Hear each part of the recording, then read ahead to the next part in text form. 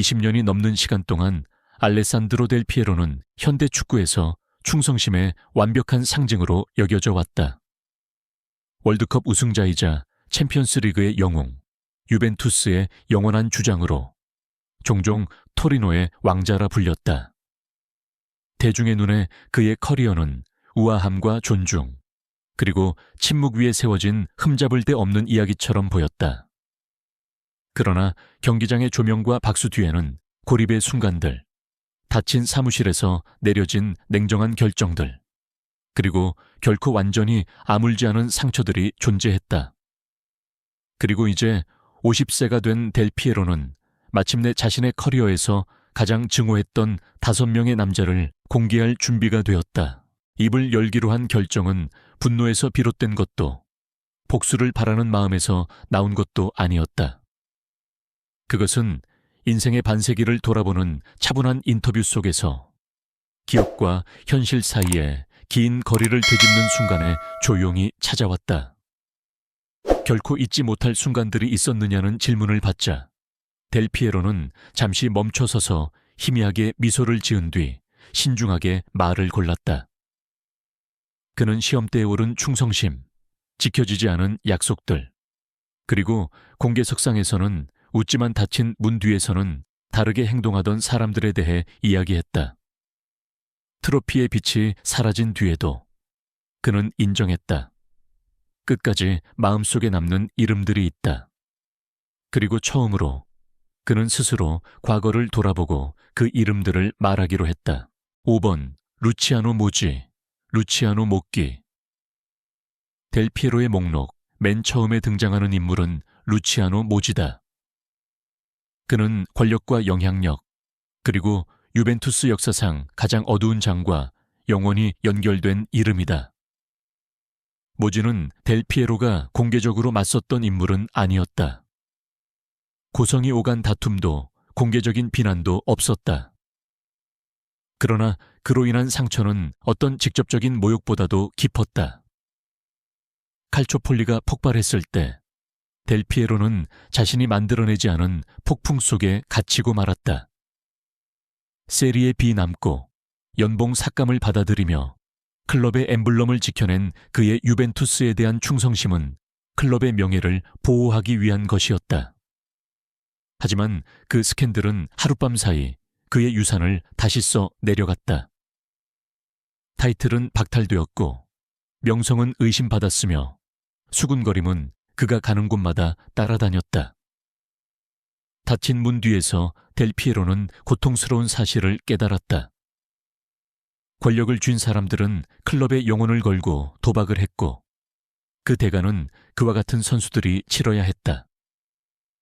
훗날 그는 책임자들의 침묵이 처벌 그 자체보다 더 큰 상처였다고 인정했다.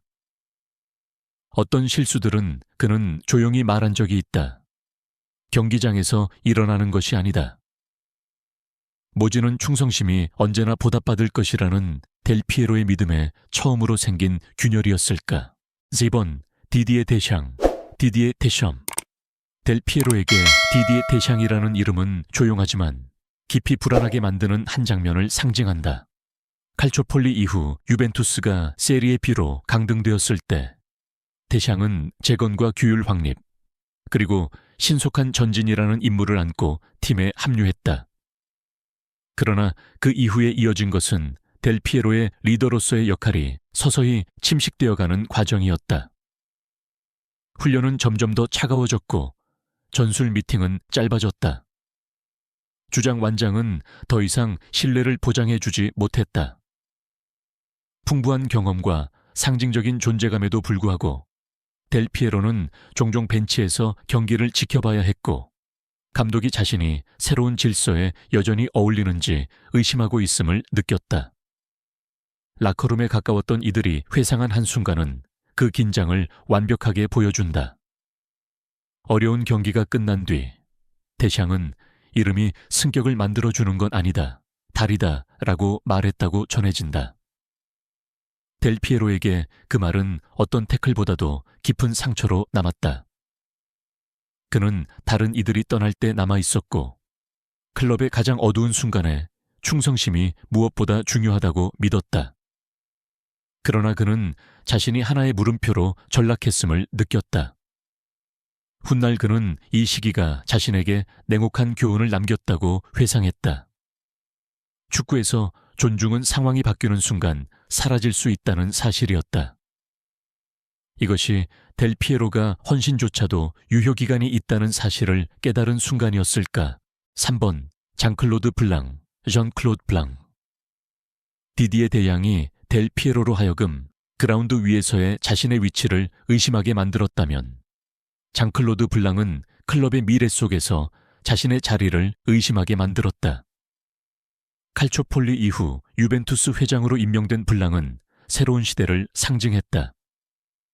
그것은 기업적이고 거리감이 있으며 상징을 지키기보다는 이미지를 재건하는 데 집중하는 시대였다.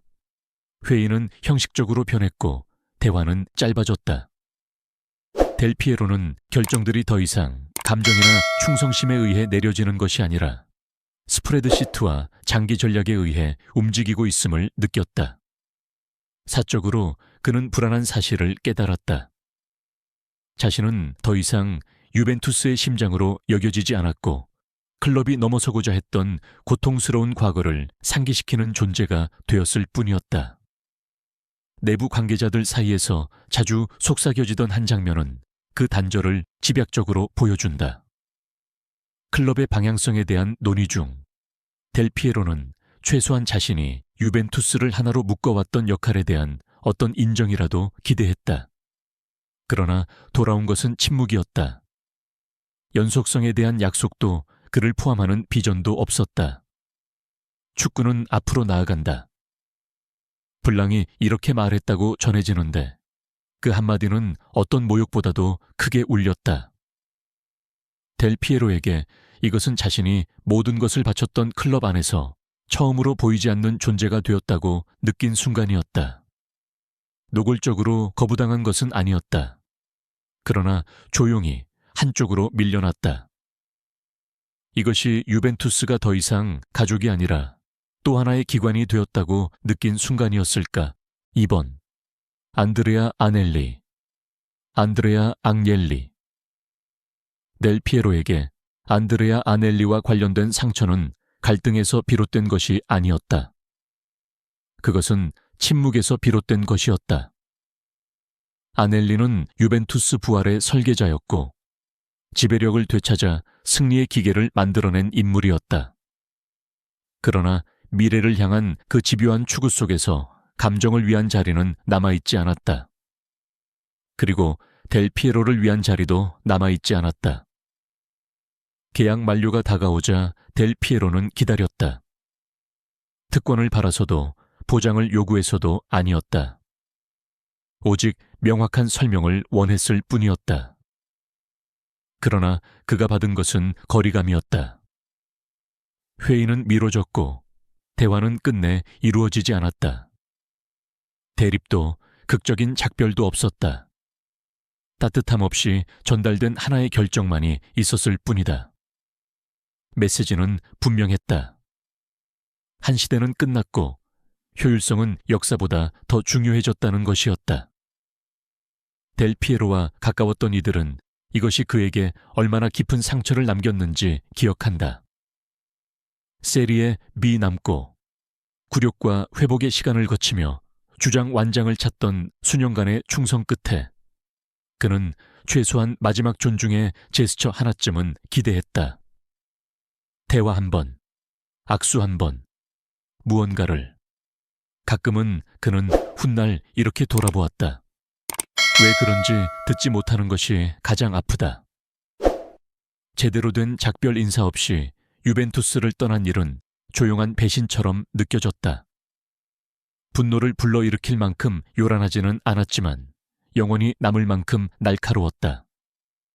성공은 클럽의 살아있는 기억을 지워버릴 만큼의 대가를 치를 가치가 있었을까? 1번 유벤투스 이사회 The Juventus Board. 델 피에로의 목록 맨 위에는 한 사람의 얼굴이 아니라 하나의 시스템이 있다.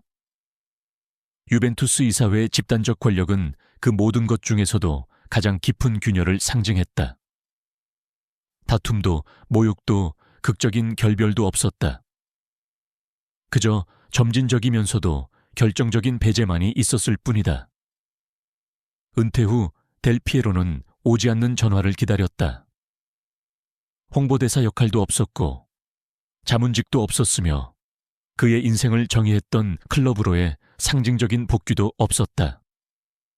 가장 아팠던 것은 거절이 아니라 무관심이었다. 미래가 논의되던 회의실 안에서 그의 이름은 더 이상 중요하지 않았다. 결정들은 전략적, 현대적, 미래지향적이라는 말로 정당화되었다. 과거는 기려야 할 대상이 아니라 보관해야 할 기록에 불과했다. 가장 어두운 시절에 유벤투스에 충성심을 바쳤던 한 사람에게 그 메시지는 치명적이었다. 감세는 유효기간이 있다는 것이었다. 델 피에로는 훗날 차분한 품위로 이 일을 이야기했다. 결코 공격하지도 비난하지도 않았다. 그러나 그와 가까웠던 사람들은 변화를 알아차렸다. 미소는 남아있었지만 그 뒤에 있던 무언가는 닫혀버렸다. 클럽이란 그는 한번 이렇게 말했다. 무엇을 이기느냐가 아니라 누구를 기억하느냐다. 이것이 바로 마지막 깨달음이었을까? 전설은 그라운드에서 사라지는 것이 아니라 그 뒤를 따르는 침묵 속에서 사라진다는 사실 말이다. 50세가 된 알레산드로 델 피에로는 쓰라림이 아닌 명확함으로 말한다. 이 5개의 이름은 전통적인 의미에서의 적이 아니다. 그것들은 실망의 장면들이며 충성심이 현실과 마주했던 순간들이다. 그의 이야기는 복수에 관한 것이 아니라 기억에 관한 이야기다. 그리고 어쩌면 축구에서 가장 가혹한 진실은 이것일지도 모른다. 영광은 축하받지만 충성심은 종종 잊힌다는 것. 만약 6번째 이름이 있다면 당신은 누가 떠오르는가? 그리고 아직 말해지지 않은 진실은 얼마나 더 남아있을까?